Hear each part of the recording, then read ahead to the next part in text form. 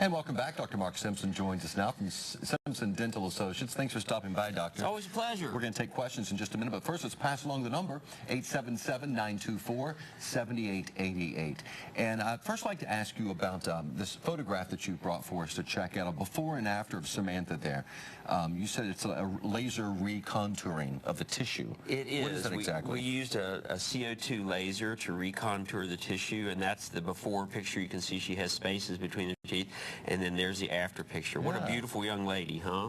Yeah, that's a nice smile too. That makes a huge difference, doesn't it? It did. It just changes her whole appearance, I think. So, do you have a lot of these procedures? We do. We do this a lot, and with the CO2 laser, we have the only one around the area, and it's particularly good at recontouring tissue because it just vaporizes the tissue. It's a non-contact laser, so you're not actually touching the tissue. Just the light is touching the tissue, and I mean it'll recontour the tissue, and you can take an impression right then and there. It's that stable. It's great. Very interesting. Now, the next picture that we have, a group there, I want you to take a look at the food on the left and the food on the right. And as you know, West Virginia, unfortunately, tied for first again for the most obesity. And I'm implying that there's a direct connection between tooth loss, because we also lead the nation in that, and your diet. So if you can't eat the foods on the right, then you tend to go to the foods on the left more, and then consequently you have more decay, and then you lose teeth, and then, I mean, it's a vicious cycle. So West Virginia, I'm asking you to put away the foods on the left and eat the foods on the right. Now, if you don't have teeth to do that, then certainly you need to try to get some teeth. I have patients that don't have any back teeth, and they say, well, I chew with my front teeth. And I say, well, front teeth aren't going to chew foods like that properly. By the way, do you have digestive problems? And often they say, yes, I do. How'd you know that? I said, well, because you've got no back teeth. You can't chew your food properly. To grind and chew the food. The front teeth more or less just kind of slice the food. That's right. So West Virginia, we've got to get off the top of this list.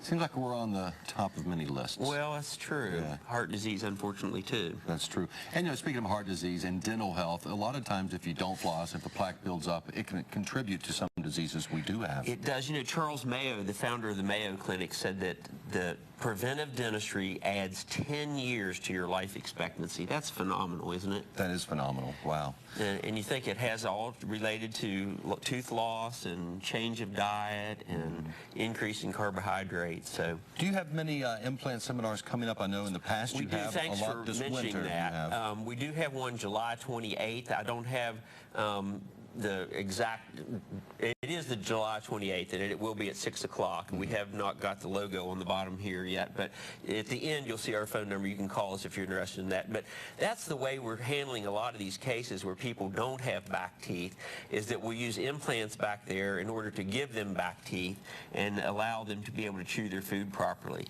You know, it's amazing too. I had a patient not long ago that was diabetic, and we were talking about the fact that, you know, she can't eat the foods.